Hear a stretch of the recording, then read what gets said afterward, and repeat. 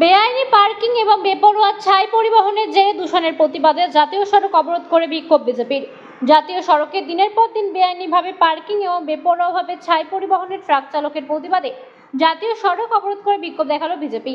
আজ শালতলার বিজেপি বিধায়ক চন্দনা বাউরির নেতৃত্বে বিজেপি কর্মীরা বাঁকুড়ার গঙ্গাজল ঘাটি ব্লকের দুর্লভপুর মোড়ে পথ অবরোধ করে বিক্ষোভে ফেটে পড়েন। এই অবরোধের জেরে জাতীয় সড়ক যান চলাচল বেশ কিছুক্ষণ স্তব্ধ থাকে।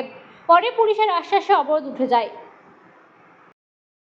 আমি 2021 সালে জেতার পরে আমি ডিবিসি কে একটা চিঠি দিয়েছিলাম যে যেভাবে এই যে রোড আমাদের 1 নম্বর গেট থেকে মানে যেখান থেকে ছাইগুলো বেরোচ্ছে হাসপাহাড়ি যে জঙ্গলটার পাশ দিয়ে, তো ওইখান থেকে যে ধুলোটা মানে ডাস্টটা যেটা পড়ে পড়ে আসছে চাকাতে লেগে পড়ে যে ডাস্টটা মেন রোডে যেটা পড়েছে, সেটা পড়ার পরে প্রচুর মানে ছাইটা উড়ছে বাতাসে। ওড়ার ফলে কি হচ্ছে, যখন কোনো সাইকেলে কোনো মানুষ আসছেন বা মোটরসাইকেলে কোনো মানুষ আসছেন, তখন কি হচ্ছে চোখে সেই ধুলোগুলো লাগছে। ধুলোগুলো লাগার পরে কি হচ্ছে, মানুষ সেই সময় চোখগুলো বন্ধ করার ফলে কি হচ্ছে, অ্যাক্সিডেন্ট হওয়ার ফলে অনেক মানুষের জীবন যাচ্ছে। এখানে বড় বড় 4 চাকা পর্যন্ত অ্যাক্সিডেন্ট হয়েছে। এত এখানটাতে মানে এত গাড়ি থাকে, মানে এত বড় বড় ওই ছাই গাড়িগুলো, কয়লা গাড়ি এত দাঁড়িয়ে থাকে যে মানে দু সাইডে গাড়ি দাঁড়িয়ে থাকলে মেন রোডটা যেটা, সেই রোডটা একদম সরু হয়েছে, সংকীর্ণ। তো সেখান দিয়ে গাড়ি যাতায়াত করার যে অসুবিধা, সেই অসুবিধার ফলে প্রচুর অ্যাক্সিডেন্ট হচ্ছে। এই 1 নম্বর গেটে অ্যাক্সিডেন্ট, দুর্লভপুরে অ্যাক্সিডেন্ট, আপনার লাগাপাড়াতে অ্যাক্সিডেন্ট, রাধামাধবপুরে অ্যাক্সিডেন্ট, অনেক অ্যাক্সিডেন্ট আপনারাই দেখেছেন আপনাদের চ্যানেলের মাধ্যমে। সাধারণ মানুষ, এলাকার মানুষ জানেন যে এইগুলো যাতে করে বন্ধ হয়, এখানে যাতে করে পুলিশ একজন করে সিভিক থাকেন এবং এখানে যে টার্নিং গুলো আছে সেই টার্নিং গুলোতে যাতে করে একটা করে গার্ডওয়াল দেওয়া হয়, সেই ব্যবস্থা করার জন্য এবং সাধারণ মানুষের সুবিধার জন্য আমরা এই আন্দোলন করতে আজকে বাধ্য হয়েছি। আজকে আমি একজন ডিবিসি শ্রমিক, নিত্য যাতায়াত করি।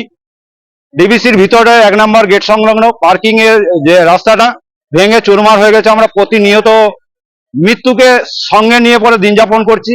এই NH জাতীয় সড়কটা NH 60, এই জাতীয় সড়কটা আজকে আমাদের কাছে বিভীষিকা হয়ে গেছে। মনে হচ্ছে আমরা জমের দুয়ার হয়ে পরে পেরিয়ে যাচ্ছি একটা মরণ ফান। প্রতিনিয়ত আমরা দুর্ঘটনার শিকারের মুখে পড়ছি এবং দুর্ঘটনা হচ্ছে। আপনারা দেখেছেন রাধামাধবপুরে 22 বছরের একটা তরতাজা যুবক, এখনো অবিবাহিত ছিল, ভাই বুলেট, তার জীবনটা অকালে হারিয়েছে। তার পরিবার অসহায় হয়ে পড়ে রাস্তায় কাঁদছে। আমরা দেখতে পাচ্ছি এখানে যে DTO এর সংস্থা, যিনি কর্ণধার আছেন, দুটো পার্কিং প্লট আছে 1 নম্বর গেটের সামনে এবং আপনার এই দুর্লভপুর লজ পেরিয়ে বাঁদিকে যে পার্কিং প্লটটা আছে, এটা একদম সম্পূর্ণ কাঁচা দক্ষিতে পরিণত হয়েছে। সেই দক্ষির মধ্য থেকে টায়ারের চাকাতে এমন কাদা জল বালি নিয়ে আসছে, যখন শুকিয়ে যাচ্ছে আমরা অন্ধকার দেখতে পাচ্ছি। যখনই অন্ধকার হয়ে যাচ্ছে চোখ বন্ধ হয়ে যাচ্ছে, চোখে কচলাচ্ছি, সেই মুহূর্তে কোনো গাড়ি এসে পড়ে মনে হচ্ছে এই মেরে দিল এই মেরে দিল। প্রতিনিয়ত এই আমাদের আতঙ্কের মধ্যে দিয়ে দিন যাচ্ছে। আমরা নিত্য যাত্রী হিসেবে এর প্রতিকার চাইছি, যাতে কমপক্ষে 1 নম্বর গেটের সামনে যে পার্কিংটা এবং এইখানের যে পার্কিংটা, এই দুটো পার্কিং শুধু কংক্রিট ঢালাই করলে হবে না, পিচ ঢালাই করতে হবে যাতে 1 ফোঁটাও ধুলো না ওড়ে।